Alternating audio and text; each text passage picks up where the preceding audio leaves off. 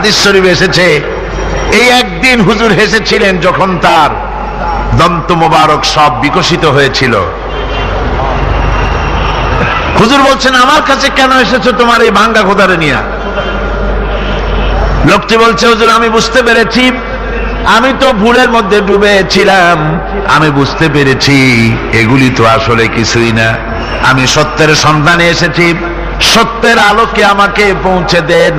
নবীজি পড়লেন, পড়ো লা ইলাহা ইল্লাল্লাহু মুহাম্মাদুর রাসূলুল্লাহ।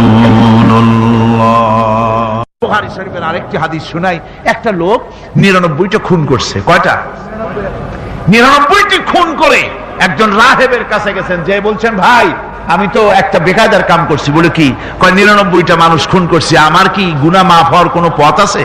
লোকটি বলছে, কি সর্বনাশ।